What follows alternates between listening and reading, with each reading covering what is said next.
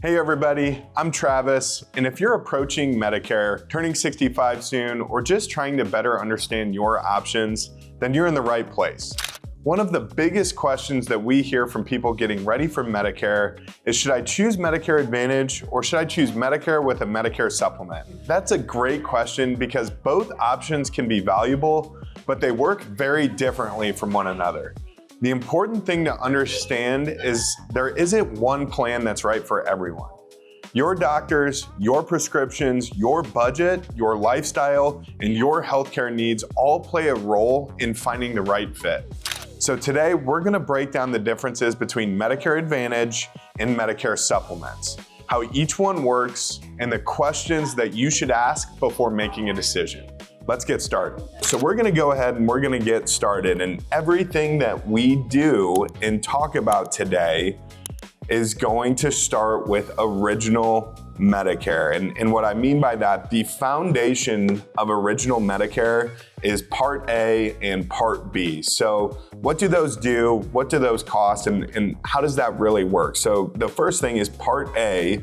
Think of this as your inpatient coverage. So anything inpatient in a hospital and maybe a little bit in some different facilities, that is what Part A covers.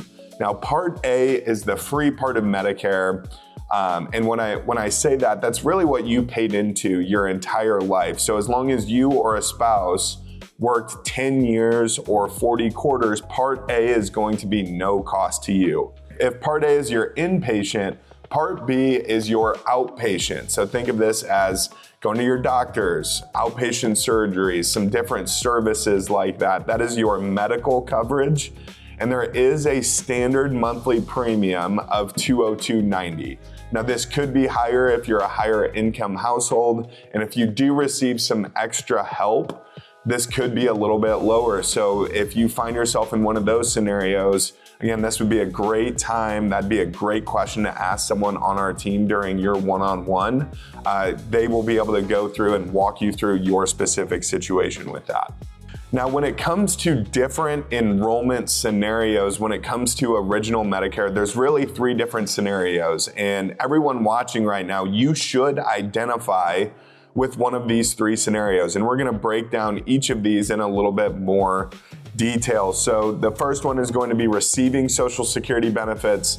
The second is if you're not receiving Social Security benefits. And the third is if you're still working and have an employer-sponsored health plan. So let's start with scenario number one. This is going to be the most common. If you are drawing Social Security before your 65th birthday, you will automatically be enrolled into Part A and Part B, and you'll receive your red, white, and blue Medicare card about 3 months before your birth month. And that Part B premium, that $202.90, that's just going to come right out of your Social Security check automatically, and you don't have to worry about setting that up or anything like that. So that tends to be the easiest scenario. Scenario number two is if you are not drawing Social Security, but you need to start and sign up for Medicare, there's a couple extra things that you need to be aware of. The first is you have to manually sign up, and the easiest way to do this is on ssa.gov, but you can also call over the phone. You can mail in an application to Social Security, or you can schedule an in-person appointment at your local Social Security office. The next thing you have to be aware of is that Part B premium. Instead of paying that monthly, they will bill this to you quarterly. So that is going to be $608.70 every 3 months.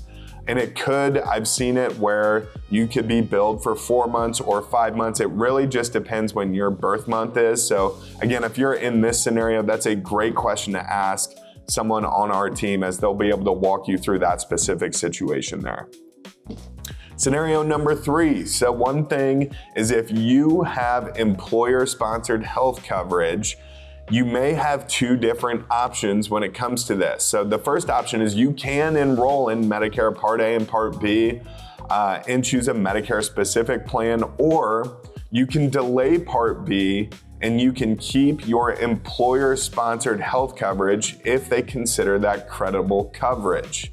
And there's some things to be aware of with this. There's unique rules, maybe different forms, different timelines that you need to be aware of when it comes to scenario number 3. So again, you should have identified with one of those 3 scenarios. And if you have questions on that, maybe which scenario you fall under, again, that's a great thing to come to your one-on-one consultation with. So Original Medicare Part A and Part B is always going to begin on the first day of your birth month, unless your birthday is on the first day of the month. So I'll give you an example here. If my birthday was September 1st and I signed up for Medicare, my Part A and my Part B would start on August 1st, the month prior. So just be aware of what that window actually can look like for you. So let's talk about what Part A and Part B actually cover. So when it comes to your inpatient hospital coverage, you will have a deductible of $1,736 for each hospital stay that you have throughout a calendar year. For Part B, there's an annual deductible. This year in 2026, it's $283. And then once you reach that, this is the 80-20 split that everybody thinks about with Medicare. Medicare covers 80%, you're left with 20%, and there is no limit on this. So there's no stop loss, there's no max out of pocket. This is single-handedly the biggest exposure when it comes to Medicare and how that coverage actually works. And then there's what's called Part B excess charges. This is very, very rare. Essentially, if a doctor or a hospital doesn't accept Medicare assignment, which is Medicare's billing, they could charge you an extra 15% of your 20%. Again, that is very, very rare, but just be aware of that. So now, how do we fix those big exposures, the large hospital deductible and the 20% with no limit? So this may be a big reason why a lot of you are on the workshop today, and that's Medicare supplements versus Medicare Advantage. And we're gonna talk about both, pros and cons to each, how they both function, and how they can fit into your unique situation. So we're gonna start with Original Medicare here. Just picture this as your red, white, and blue Medicare card at the top. Then you're going to have an additional Medicare supplement, which is also known as a Medigap plan. And then in addition to this, you will need a prescription drug plan or a Part D plan. So this is going to be 3 separate cards, 3 separate insurances, and really 3 different premiums that you'll be paying with this choice. So Medicare Advantage is now going to be 1 card with 1 company. So a private insurance company comes in and they combine your Part A, your Part B, and your Part D in most cases. They mash it all together and they call this Part C. And that is Medicare Advantage. And we're gonna talk about each in more detail here. So Medicare supplements. The first thing, everyone needs to be aware of this. You have to pay that Part B premium no matter which option you go with. So if you were to walk away from this workshop today, just know that no matter what, you will pay that $202.90. So then a Medicare supplement, you're going to have an additional premium to this. It could be a higher premium. It will be a higher premium than Medicare Advantage. But what does that premium do for you?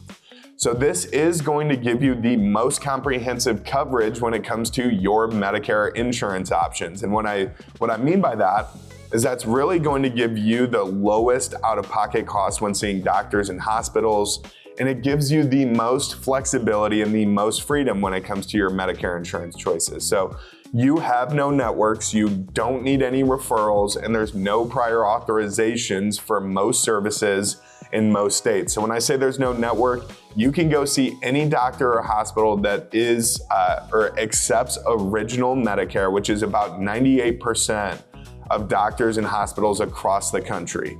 Now, Medicare supplements, they work the same from company to company. They are federally standardized.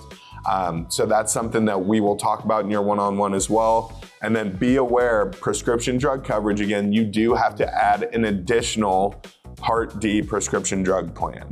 Now, Medicare Advantage, again, you have to pay that $202.90, but when it comes to Medicare Advantage premiums, you're going to have a lower monthly premium. So what does this do for me now? What does the coverage actually do? Well, think of it this way. If I'm paying a lower monthly premium, I'm going to have higher out-of-pocket costs when going to see doctors, hospitals, having different services. So we always like to consider this a pay-as-you-go option because you're gonna pay a lower monthly premium, but you're going to pay as you get services done. And you will have a network. So there's HMOs, there's PPOs are going to be the two most common network types with Medicare Advantage. We're gonna talk about each of those in more detail here in a few minutes. And then Part D, again, is going to typically be included with this Medicare plan. So it's one card with one company, and that company manages your Medicare. And then you do get some additional benefits included with this. Dental, vision, hearing, silver sneakers, over-the-counter benefits, different extra benefits for you to utilize are typically going to be included with that. Okay, so again, if I really had to sum this up and keep it as simple as possible, and if you're taking notes here, Medicare supplements, you're going to pay a higher premium, but you're going to have much more comprehensive coverage and much more flexibility and freedom. Medicare Advantage, you're going to pay a lower premium, but you're going to have higher out-of-pocket costs, and it comes with a little bit more restrictions in the sense of networks and prior authorizations and things like that. When it comes to any Medicare plan, whether it's Medicare Supplement or Medicare Advantage, there are some major exposures that you have to be aware of. And one of the things that we always educate our clients on and beneficiaries all over the country is when it comes to cancer, heart attack, and stroke, or we call those the big three, no matter which plan you have, you will have non-Medicare approved expenses that's going to create some major financial exposures for that. So that's something to definitely be aware of. And this is just an excerpt right from CMS Medicare and You Handbook. So in the yellow there, Medicare may have maximum payment amounts on certain types of services, and they may not cover others. Your provider may recommend that you get services more often than Medicare covers, or they may recommend services that Medicare does not cover. If this happens, you may have to pay some or all of the costs. And again, this is specifically related to Medicare in cancer treatment. Now, the biggest exposure that we see when it comes to Medicare and Medicare insurance, and not near enough people talk about how this actually functions with Medicare, is skilled nursing coverage, assisted living facility coverage, and different home health care type of services. So Medicare with skilled nursing coverage, days 1 through 20, there is typically going to be zero copays included with that. So you're responsible for zero. If you have a Medicare Advantage plan, this could be different. Days 21 through 100, you will be responsible for $217 per day. And the biggest thing that I want to highlight on this screen right now is after day 100, you are responsible for 100% of all the costs. And this is just for skilled nursing coverage. When it comes to assisted living facilities, Medicare covers nothing when it comes to that. So this is single-handedly the biggest exposure and the biggest asset eater that we see when it comes to Medicare and your Medicare insurance. And again, this is right out of your Medicare and You Handbook, page 29.